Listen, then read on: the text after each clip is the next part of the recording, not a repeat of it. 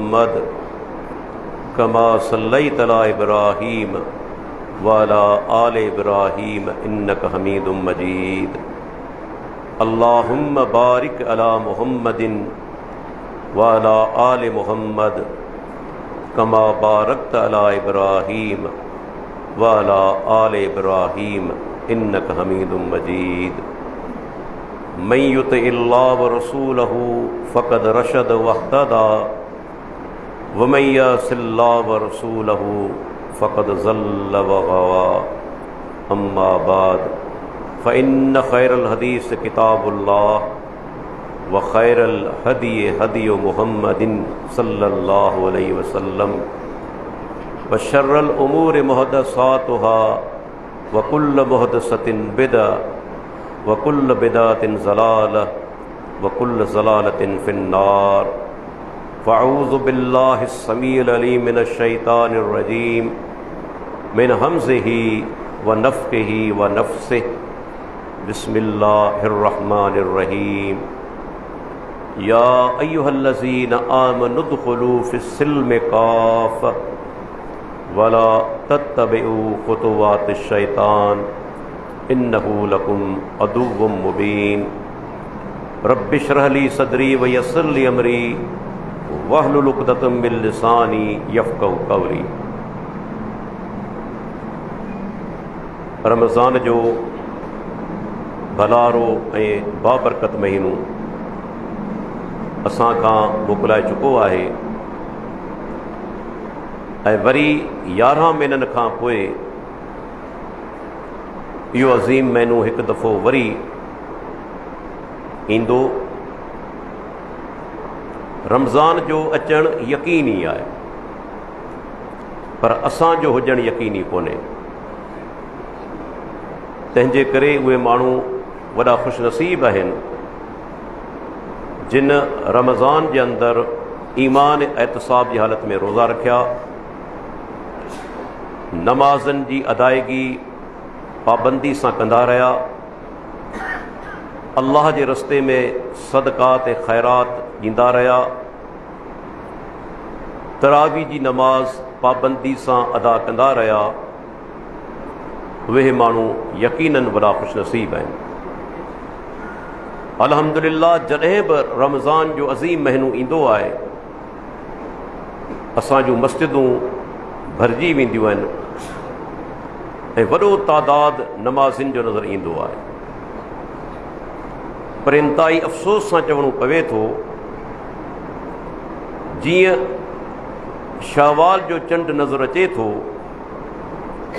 त वॾो तादाद नमाज़िन जो हिकु दफ़ो वरी मस्जिद मां ग़ाइब थी वेंदो आहे। हालांकि जंहिं रब रमज़ान जे अंदरि नमाज़ फ़र्ज़ कई आहे उन ई रब बाक़ी 11 महीना बि नमाज़ फ़र्ज़ कई आहे। नमाज जो हिकु वक़्तु बि इंसान खे माफ़ न आहे। जेसि ताईं जीअरो आहे ऐं जेसि ताईं होश ऐं हवास क़ाइम आहिनि उनखे नमाज जो हिकु वक़्तु माफ़ न आहे। हत्ता कि जेकॾहिं कंहिं माण्हू खे अहिड़ी बीमारी लाहक थी वञे जो हुन जो पेशाब कंट्रोल न थिए, कपिड़नि ऐं जिस्म जी पाकाई हू न रखी सघे, पर उन जे बावजूद बि उनखे नमाज जो हिकु वक़्तु नाहे छॾिणो। मूंखे यादि आहे वाक़ियो तक़रीबन 1994 जो आहे। आउं उन ज़माने जे अंदरि लगातार मोती मस्जिद जे अंदरि पाण नमाज़ पढ़ाईंदो हुअसि। सवाइ ज़ोहर नमाज़ जे बाक़ी 4 नमाज़नि ते अल्हम्दुलिल्लाह पहुचंदो हुअसि। हिकु दफ़े हनफिया मस्जिद जे साम्हूं लंघे रहियो आहियां। बदीन शहर जो हिकिड़ो वॾो वापारी जेको हाणे गुज़ारे चुको आहे उन जो बरेलवी मकतब फ़िक्र सां तालुक़ु हो। मूंखे ॾिसी परे खां दां कयाईं, डॉक्टर साहब हिकिड़ो मसइलो तव्हां खां पुछणो आहे। ऐं क़रीब थियसि, मूंखे चयाईं साईं तव्हांखे मालूम आहे त मूं ते अधु रंग जो हमिलो थी चुको आहे, हाणे मुंहिंजो पेशाब कंट्रोल कोन थो थिए। असांजे मौलवी साहिबान खां फतवा वरितमि, उन्हनि चयो त बाबा नमाज़ लाइ पाकाई शर्त आहे, तुंहिंजी पाकाई नथी रहे, तंहिं करे नमाज़ पढ़ण जी ज़रूरत बि न आहे। मूं चयो साईं उन मौलवियुनि बिल्कुलु ग़लति फतवा ॾिनी आहे। पाकाई जो शर्त उन जे लाइ आहे जेको पाकाई रखी सघे थो, जंहिंजे कंट्रोल में पाकाई रखणु नाहे त उनखे उन हालत में बि नमाज़ अदा करणी आहे, छो त अल्लाह ख़ुदि फरमायो आहे ला युकल्लिफुल्लाहु नफ़्सन इल्ला वुसअहा। अल्लाह ताला कंहिं बि इंसान ते उनजी ताक़त खां मथे बार नथो रखे।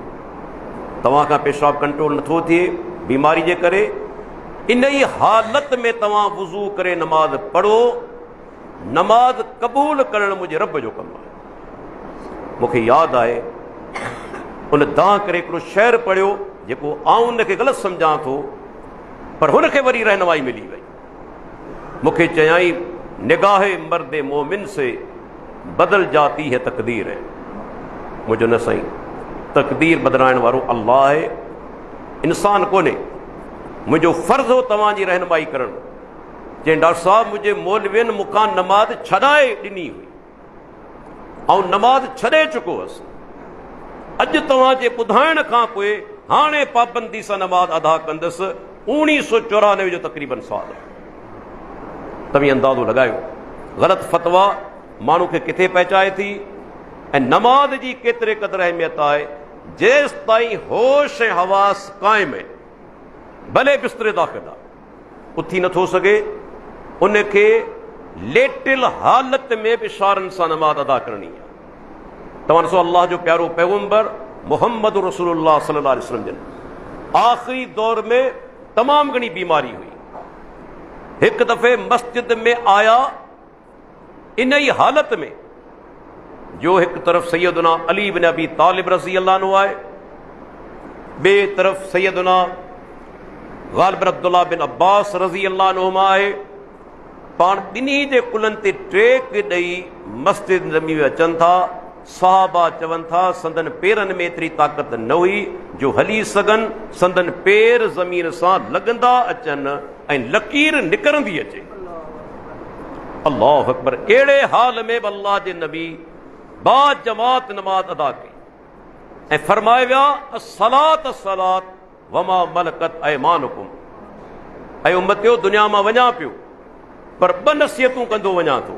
हिकु, नमाज़ जी पाबंदी तव्हांखे करणी आहे, ऐं ॿियो जेके तव्हांजा ज़ेर दस्त ग़ुलाम आहिनि तिन सां सुहिणो सलूक करणो आहे। दुनिया मां वेंदे बि पाण हुकूकुल्लाह ऐं हुकूकुल इबाद जी ॻाल्हि कंदा वञनि था, त हुकूकुल्लाह जे अंदरि नमाज़ जो इंतिहाई अज़ीम मर्तबो आहे।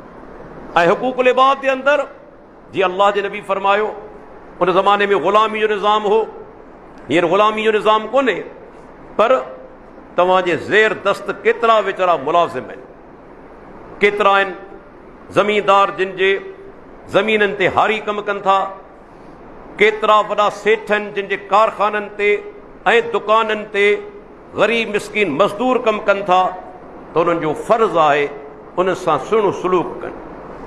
उहे ग़रीब माण्हू आहिनि जेके तव्हां वटि कमु कनि था, मज़दूरी कनि था, कोशिशि करे माण्हू उनखे ज़्यादा ॾियण जी कोशिशि करे, जेको उनजो हक़ आहे उन खां बि ज़्यादा ॾे। ऐं ख़ुशूसन रमज़ान जे महीने जे अंदरि तव्हां त असांजा इहे ग़रीब साथी बि पंहिंजनि ॿारनि बचनि सां गॾु अहिड़े तरीक़े सां ईद कनि जी असीं माना त मज़े सां ईद करियूं था। उन्हनि जो बि हक़ आहे त असां उन्हनि सां ताउन करियूं ऐं ख़ुशूसन पंहिंजे पाड़े खे बि ॾिसूं, छो त अल्लाह जे नबी जो फ़रमान मुबारक आहे। पाड़े जे बारे में पाण फरमाईंदा वल्लाहि ला युमिनु वल्लाहि ला युमिनु वल्लाहि ला युमिनु। 3 दफ़ा कसम खणनि था, हालांकि हिकु दफ़ो ॻाल्हि कनि तॾहिं बि हक़ आहे, पर चवनि था अल्लाह जो कसम उहो मोमिन कोन्हे, अल्लाह जो कसम उहो मोमिन कोन्हे, अल्लाह जो कसम उहो मोमिन कोन्हे। सहाबा अर्ज़ कयो अल्लाह जा रसूल केरु?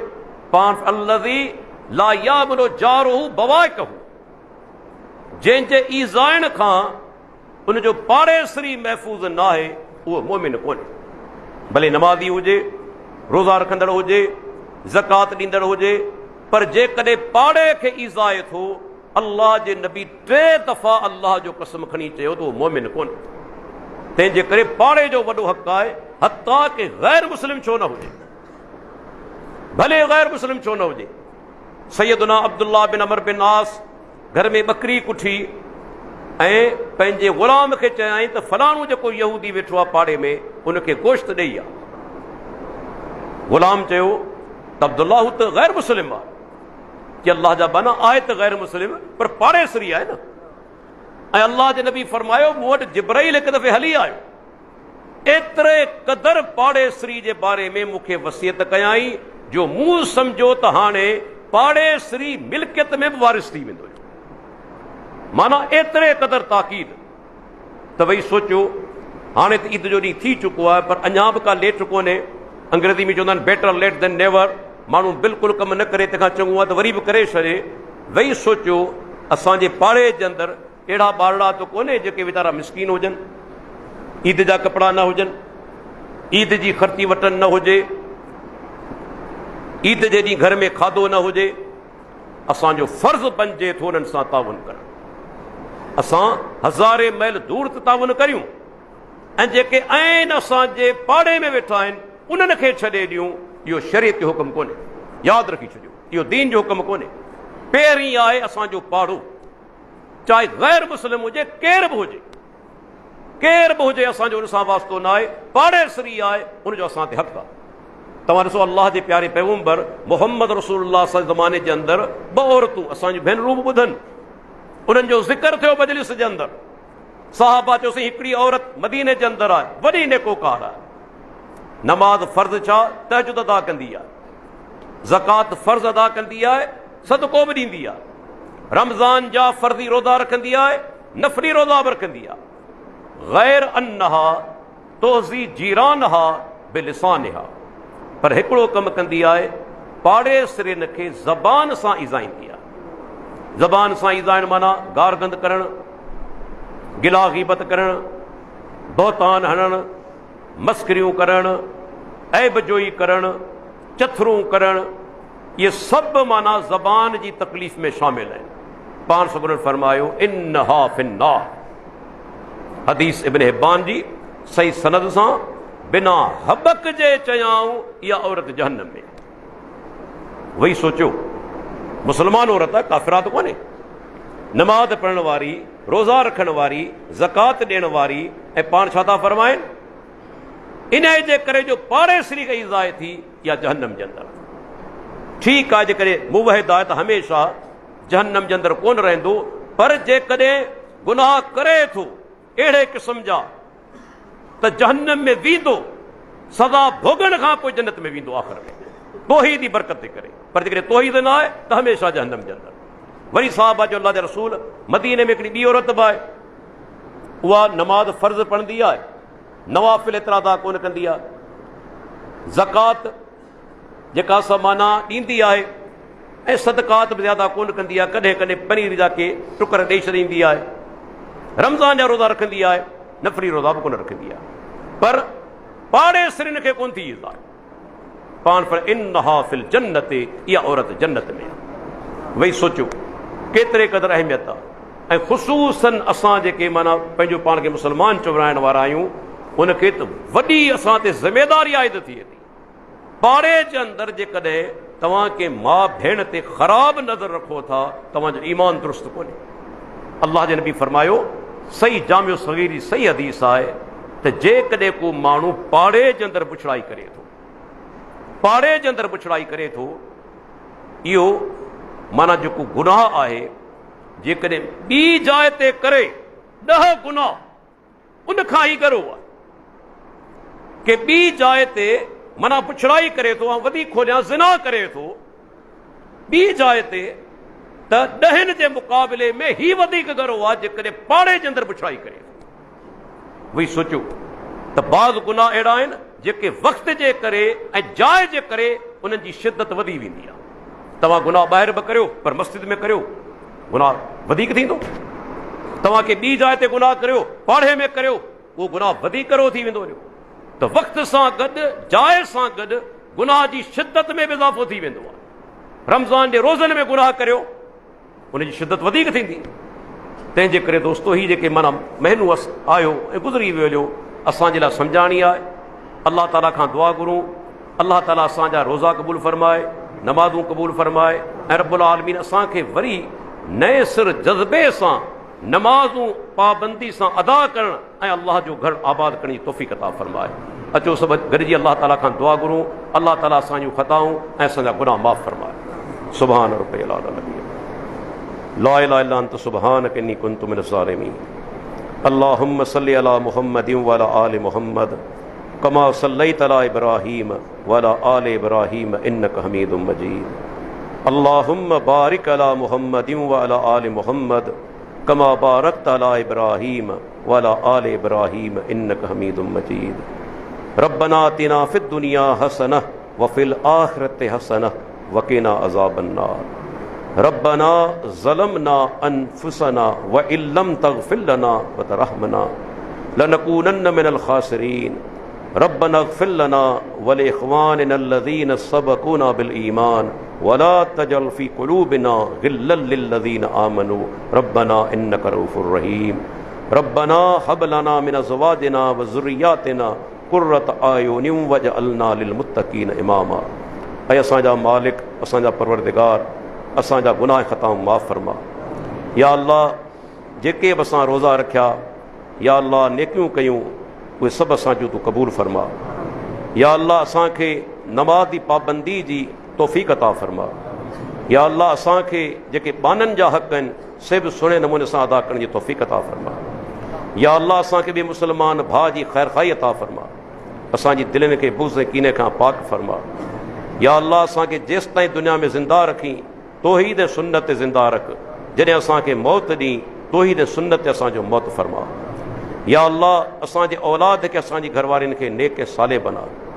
या अल्लाह असांखे पाड़ेसरियुनि जा हक़ सुञाणण ऐं उन्हनि जा हक़ अदा करण जी तौफ़ीक़ अता फरमा। या अल्लाह असांखे अज़ाब क़ब्र खां महफ़ूज़ फरमा, अज़ाब जहन्नम खां महफ़ूज़ फरमा। ऐं मालिक, जेके असांजा मुस्लमान भाइर ईमान जी हालत में गुज़ारे चुका आहिनि, तिन जी मग़फ़िरत फरमा, उन्हनि खे जन्नतुल फ़िरदौस में आला मक़ाम अता फरमा। या अल्लाह, जेके बीमार आहिनि तिन खे शिफ़ाए कामिला ऐं आजिला अता फरमा। या अल्लाह, जेके परेशान हाल आहिनि उन्हनि जी परेशानियूं दूर फरमा। या अल्लाह, जेके बे औलाद आहिनि तिन खे नेक ऐं साले औलाद अता फरमा। या अल्लाह, जेके बेरोज़गार आहिनि तिन खे हलाल रोज़गार अता फरमा। या अल्लाह, तूं असांजूं परेशानियूं, असांजा गुनाह माफ़ फरमा। या अल्लाह, जेसि ताईं दुनिया में ज़िंदा रखी असांखे तुंहिंजे दीन ते क़ाइमु रख, हर गुमराही खां बचा ऐं असांजो ख़ात्मो ईमान ते फरमा। सुबहान रब्बिक रब्बिल इज़्ज़ति अम्मा यसिफ़ून व सलामुन अलल मुरसलीन वल्हम्दुलिल्लाहि रब्बिल आलमीन। तक़ब्बल अल्लाह।